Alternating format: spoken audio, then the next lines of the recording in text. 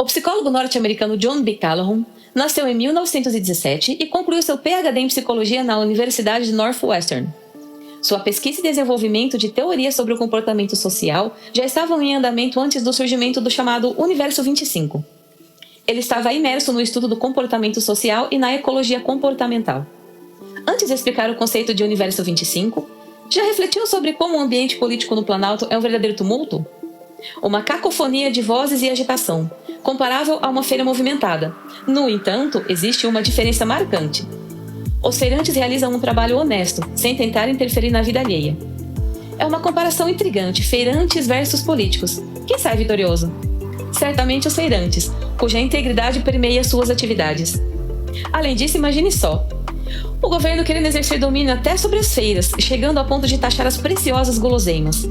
Parece que estão em busca de recompensas contínuas. É uma espécie de trabalho, digamos, criativo. Nesse mundo, os berros não são exatamente de luta, mas sim tentativas arrojadas de estabelecer uma conexão para uma livre e agradável troca. Agora, em relação aos políticos, aí a história muda de figura. Não há nenhuma troca livre acontecendo ali. Tudo parece ser um esquema. O que eles buscam é um bocado mais, como direi, voltado para o próprio umbigo. John B. Calhoun, observando o crescimento dos Estados Unidos, ficou imaginando se haveria problemas por superlotação. Ele, como outros cientistas deste período, alguns mais alarmistas, alertavam para uma suposta falta de espaço no planeta. Suspeita, não? Acho que no Brasil os políticos são claustrofóbicos. Por isso se mudaram para Brasília, se isolando das áreas mais centrais. Retomando o assunto, nos deparamos com a teoria populacional malthusiana, proposta por Thomas Robert Malthus, um economista e demógrafo britânico. Seu trabalho seminal intitulado Ensaio sobre o Princípio da População veio a público pela primeira vez em 1798. Malthus delineou que a população tem uma tendência a crescer em ritmo mais acelerado do que os recursos disponíveis para sustentá-la. Assim, como toda veracidade, o contexto é intrinsecamente evidente. Em outras palavras, um experimento tem o potencial de trazer lucidez à realidade. Adentremos ao renomado experimento para verificarmos. O Universo 25, feito na década de 60, é também conhecido como a Utopia dos Ratos. John B. Calhoun criou o paraíso dos ratos, nomeado Utopia.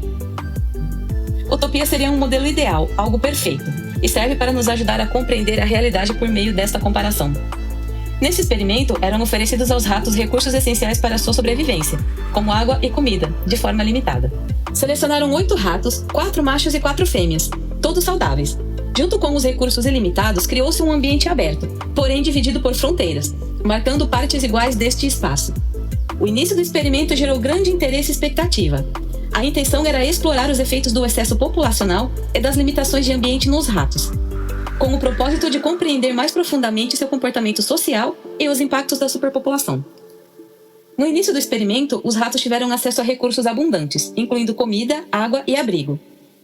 A população de ratos começou a crescer rapidamente. Essa foi a primeira fase do experimento, chamado de o período de crescimento populacional. A segunda fase, a estabilização da população. Conforme a população crescia, os ratos começaram a estabilizar a taxa de reprodução. O ambiente continuava a suportar a população em crescimento, mas os espaços ficam mais limitados, parecendo o Brás no horário de pico, o famoso transporte público. A terceira fase foi a fase de deterioração social. Com o tempo, à medida que a população aumentava e o espaço se tornava mais restrito, começaram a surgir comportamentos anormais, como agressão, isolamento social, canibalismo e negligência de filhotes. As fêmeas começaram a rejeitar suas ninhadas, e comportamentos destrutivos se tornaram mais comuns. A quarta fase, declínio populacional. A população de ratos eventualmente entrou em declínio, apesar de haver espaço e recursos disponíveis. O comportamento social desordenado, juntamente com outros fatores, levou a uma diminuição na taxa de natalidade e a um aumento na taxa de mortalidade. Isso tudo nos faz lembrar muito da nossa própria espécie, os humanos. Cada etapa desse experimento pode ser conectada a diferentes períodos na evolução da sociedade. E agora, será que você consegue vislumbrar em qual dessas fases nos encontramos? Contudo, é na última etapa que as coisas se tornam mais intrigantes e surpreendentes. É nesse ponto que somos levados a refletir, traçando paralelos entre o experimento e a complexa realidade da nossa própria sociedade. O que é ainda mais intrigante, o experimento foi repetido, seguindo todas as etapas da mesma forma. Contudo, algo surpreendente ocorreu. A agressividade aumentou, relações sexuais entre ratos do mesmo gênero se tornaram frequentes, algo raramente visto fora do experimento. Durante esse período tumultuado, casos de canibalismo aumentaram. Além disso, durante a fase de declínio populacional, as fêmeas pararam de preparar seus ninhos. Todos esses efeitos foram minuciosamente observados nos experimentos do Universo 25. Por que será que sempre se repete esse ciclo? A última fase foi da extinção ou declínio severo. O experimento terminou com a extinção da população de ratos. Ou seja, os ratos não eram mais capazes de se reproduzir ou de manter uma população saudável. De forma surpreendente e quase inacreditável, nenhum rato sobreviveu. A reexecução do experimento, repetindo cada fase meticulosamente, apenas reforçou a assombrosa realidade da utopia dos ratos. Parece que quando os ratos possuem tudo o que desejam, são levados à sua própria decadência, onde a busca pela sobrevivência é deixada para trás. Isso nos leva a uma reflexão assustadora, pois assemelhamos essas fases à experiência humana e nos deparamos com um destino igualmente implacável. Aguarde um instante. Os ratos, inusitadamente, tiveram à disposição recursos sem fim, uma dádiva raramente concedida a qualquer sociedade. Eles experimentaram a plenitude, é fato. E após essa plenitude, surge a retificação, um momento de maior vulnerabilidade. No entanto, o socialismo permanece como uma preocupação constante, sempre na mira de um grupo, os políticos.